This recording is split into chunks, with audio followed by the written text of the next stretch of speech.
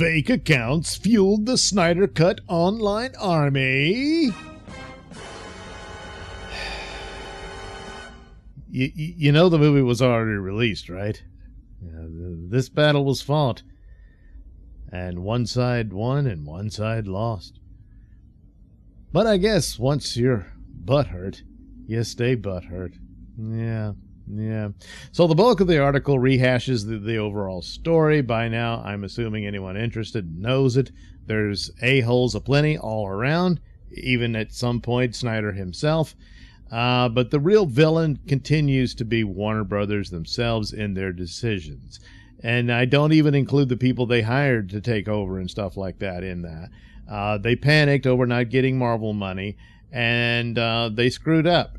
And Snyder was one trying to give them what they wanted until they decided to show him the door and move on with someone else to do something that it couldn't really be achieved. Case in point was Batman vs. Superman, which is a movie that was supposed to do what Marvel did in several films, but it was supposed to do it in one. That kind of thing, the foolishness of it all wasn't going to work. And then finally, the 11th hour type changes they tried to do to Justice League. And the rest is history. So, on the eve of the digital release of Zack Snyder's Justice League, this shows up to say the whole fan movie was fake or manipulated by bots. Into what? Believing they support the Snyder version of the DC movies? You didn't like it until some bot on Twitter told you to.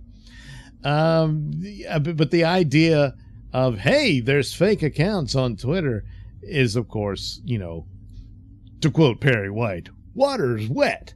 So, yeah, not a lot to see there.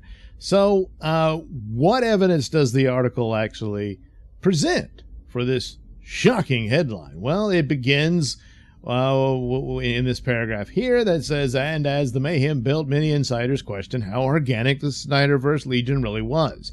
According to two reports commissioned by Warner Media and recently obtained by Rolling Stone, at least 13% of the accounts took part in the conversation about the Snyder Cut were deemed fake, well above the 3 to 5% that cyber experts say they typically see on any trending topic.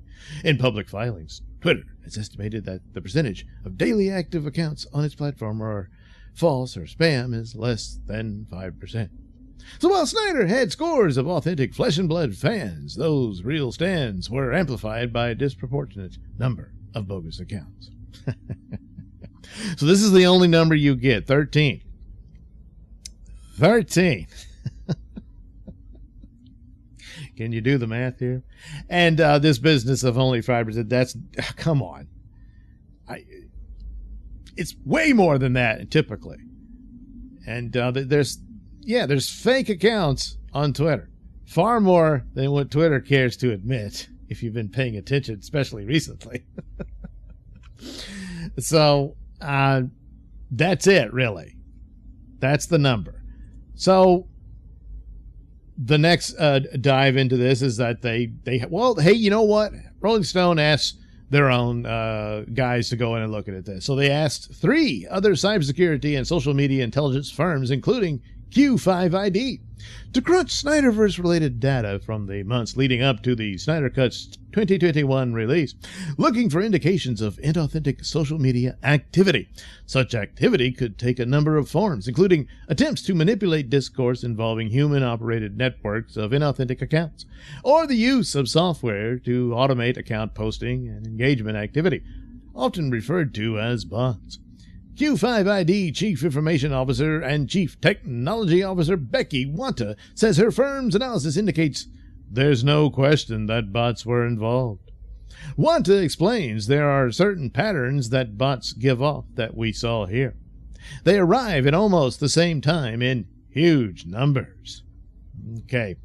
Then she goes on and says, and many times, the origin of thousands or even millions of messages can be traced to a single source or two. Now, the way this is written, is it actually pertaining to what she found in this specific case, or is this just reaffirming the definition of bot activity? Because it's just many times, what about this time?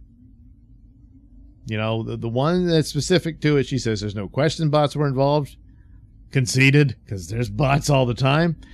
Certain patterns that bots gave off that we saw here, okay, they arrive at almost the same time and in huge numbers, okay. Here, it's not really specific to it. In the next sentence, sometimes they can be traced to unusual servers in remote countries, and their content will be precisely similar. It's sometimes, again, what about this time? There's nothing here. Not the least of which, they use two other firms, three altogether. This is the only one they quote. And there's nothing. There's no link to the report. No real numbers. Nothing. So the conclusion from these statements, that means a fandom amplified by fake accounts, 13% apparently, helped shake down a major studio at an ultimate cost to Warner Brothers of more than $100 million to re-release a movie that had already bombed years earlier. And this is where we get back to the problem of the author of this, who keeps making mistakes like this. It was not a re-release. It was a movie that had never been released. The Joss Whedon version is very different. That is as separate as an other movie. This one, which is 4 hours long, is very different. The actual footage of Zack Snyder in the Joss Whedon version is very minimal. You know, and I was astounded to see how much of it, wasn't his. Some of it was actually reshot based on what he had done in some instances, but for the most part, no, it's not the same film. So to talk about it as this is a movie that already bombed, golly, this is stupid, why do it, move on. That's not what happened. So this is similar to what happened, why this Tatiana Siegel has a problem, because she had written that article about Kiersey Clemons being cast in the Flash movie, and she put a line in there that Zack Snyder had cut her from the film. He did not. She was cut from the Joss Whedon version, and that boils down to Warner Brothers wanted it to be at 2 hours. They didn't want it any longer than that. So there wasn't time and room for that narrative to be in, which is part of the Flash origin story, or, well, more of his background story, rather. And they just didn't have time for it, so they cut it out. And that's it. But, she took some crap from Snyder fans who say, you're wrong. Well, she was. Here, doing it again. He can't even get that right.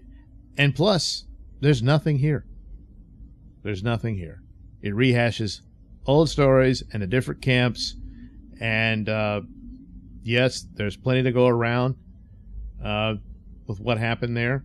But, but